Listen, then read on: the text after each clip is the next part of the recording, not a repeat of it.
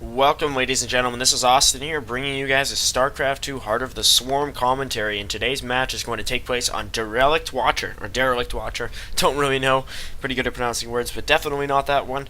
We have a TvZ matchup between EG's Jaedong, the Blue Zerg, spawning at the bottom left of the aforementioned map, and of course, none other than I am MVP, the red Terran at the top right. So this is going to be a very interesting showdown for a multitude of reasons. It is from the 2013 WCS Global Finals, the round of 16. It's a best of 5, the first game of it. And it will be quite interesting to see how these two face off because, well, MVP is pretty much, or was the king of StarCraft, at least when I last paid attention to the competitive scene about a year and a bit ago. He had won an awful lot in late 2010 when the games competitive scene really started to get going, and especially 2011. That was his year. But then now we have Jaedong, a master of Brood War, who came over with the rest of Kespa onto StarCraft 2, and since has shifted to Evil Geniuses to expand his horizons. Just a phenomenal Brood War player, and has proven himself to be an even more capable well, I would argue an at least equally capable StarCraft 2 player, just showcasing his fantastic adaptability, because some pro players, when making the move, quit. I know Bisu retired. I'm pretty sure Jang B retired, if I'm not mistaken, the winner of the last couple of OSLs in Brood War. So a lot of big names were dropping out because they did not enjoy the StarCraft 2 nearly as much as Brood War. And I mean, if you watch any of the old VODs, tournaments, the kind of excitement, you know, the popularity at least, the whole different environment that was part of StarCraft, Brood War, and the original game in general, I can see why some players would miss that. Not trying to take anything away from StarCraft 2, because it's a very good game. Just that a lot of the Brood War players from nostalgia, some of them had 6-7 year careers on the same game, and then they're trying to move, and it just doesn't work the same way for them. It doesn't give them the same things that the original did. But anyhow, we do have a very fast expand here from MVP. A CC pretty much around in time with the hatchery from Jaedong. So he's really planning to macro up here. He's getting his refinery and barracks. Drone from Jaedong is being something of a pain. So MVP just trying to say, look, I don't care if you scout this, but just, you know, I'm going to expand, I'm going to do my thing, and that is that spawning pool coming up from Jaedong. Everything looks fairly conventional. Again, as I mentioned in the last video, still fairly new to HOTS. I played tons of Wings of Liberty, and when we now start to play tons of Heart of the Swarm. So again, forgive these first few games. Still getting up to date with the meta and with what is expected of each player, but it does seem like there's nothing unusual. There's no cheese, there's no rushes, there's no proxies anywhere. MVP and Jaedong just doing their thing, and look at that APM. That's something I really want to check more than once in this game. Approximately in the 300s, average of 223 out of both these players. That's well over 3 actions per second. That is pretty much, I can't even explain how fast one's fingers have to be going to do that. Honestly, ridiculous. These peak APMs, current APMs of at least 250 for Jaedong. Over 200 at all times for MVP. This is crazy. So now Jaedong getting some queens out. MVP going for the factory. We still are not at that point in the game where you can truly tell where players are going in terms of tech. There is a reactor coming out on that barracks, and the factory going down right next to it, along with a refinery over here. Second refinery. He looks like he's going to go for something of a heavy gas build. He's already got that expansion up and running and a bunker out. So smart out of MVP to build the fast expand, as long as Whitebrow would say, we make expand and then defense it. He's made the expand. Let's see if he can do the defensive part. It seems like Jaedong is perfectly okay with this, though. He's saying, all right, you know, you wanna make an expand? That's cool. I'm going to just drone up and do what Zerg does best. Just mass units, overrun you, and just the major thing I find with Zerg is the ability to reinforce massive numbers of units on a whim. If you're Protoss, yeah, if you have a lot of warp gates, you should be okay, and a lot of chronos available, or at least you should be chronoing all the time.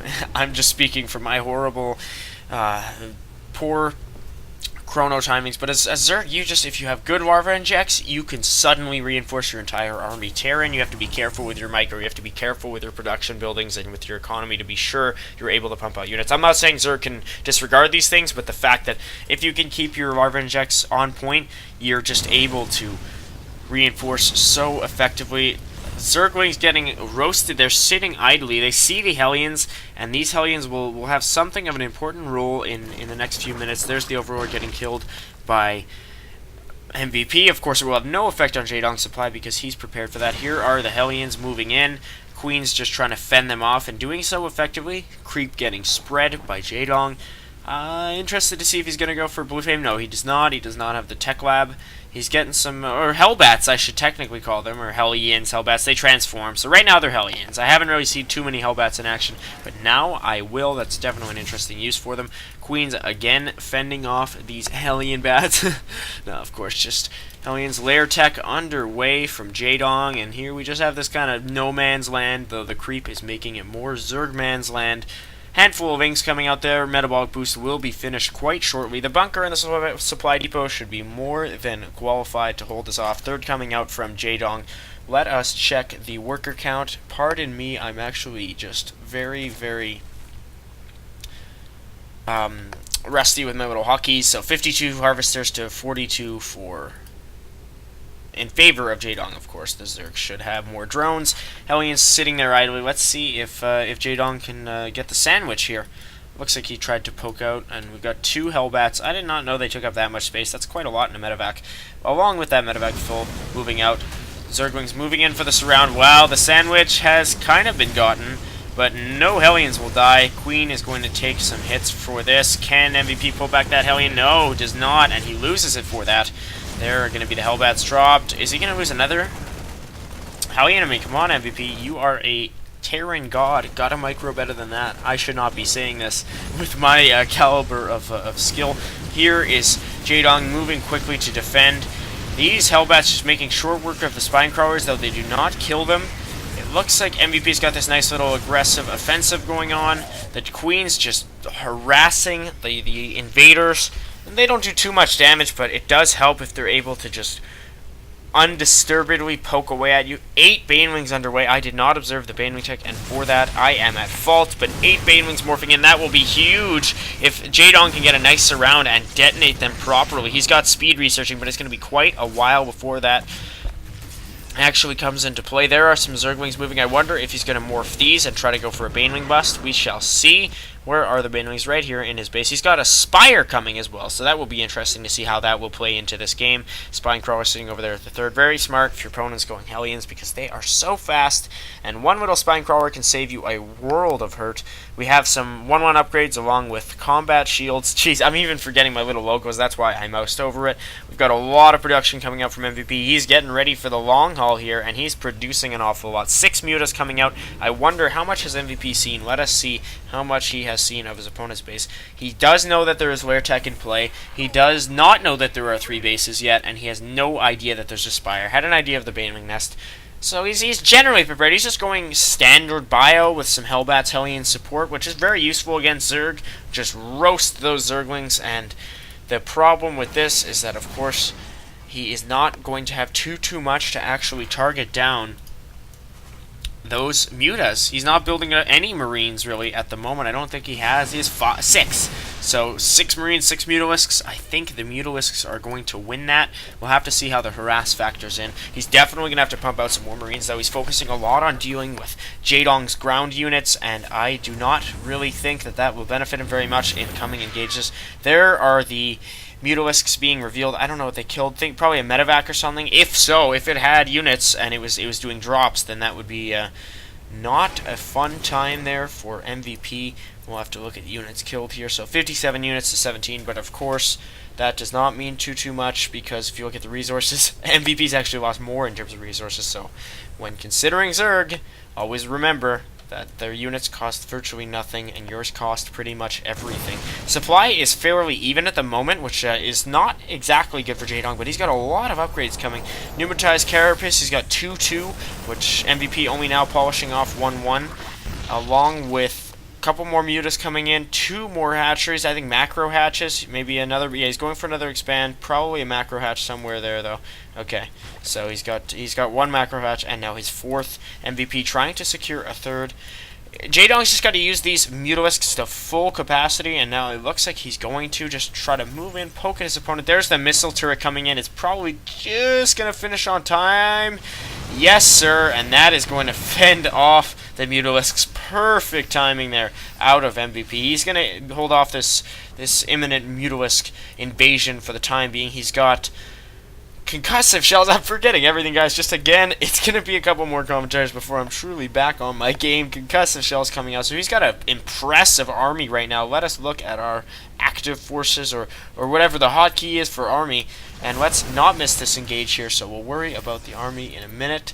Okay, army. I'm feeling horrible, guys. Alright, there we go. Army supply, 117 to 92. Finally, I am starting to learn the hotkeys again. Here comes MVP, killing some creep tumors. Let us look at how these lings do. I thought they were mutas. My apologies. That was just my little glance on the minimap. 10 more Marines coming out. That's the thing when you're on enemy territory, especially against the Zerg. They have that speed advantage. They have that reinforcement advantage that I was talking about earlier. So MVP's not fully ready to commit to this. Yes, he's going to take an alternative angle, it looks like. He's all maxed out already. Jaedong going to go for the counterattack here at the third. Already Ling's devastating it, and it looks like he's taking a bunch of mutas. Way too many for a missile turret to handle. That missile turret actually taken down. So 2 engages on 2 fronts here. Here come the Banelings. How MVP micro? My computer just melted, and it looks like the Banelings are doing a pretty good job. A lot of Marines left, but those mutas are going to completely toast that command center. I ate something for breakfast that is similar to what the mutas did to that command center. They just put it in the toaster and put the little handle down, just put it on the maximum setting, and that command center, I believe, was killed. Here comes MVP now, though. How can Jaedong deal with this? If MVP loses this force, he is really far behind. Where are the mutas right now? They are coming back home, trying to defend their base. Hellbats detonating trying to immolate a spine crawler. Looks like MVP's just trying to do as much damage as he can while he's still here. He's reinforcing directly to his army, which I don't quite agree with. I would say you've done your job, you've killed expansions, you're now on the same base, same number of bases as Zerg, or 1 base lower, which is fine.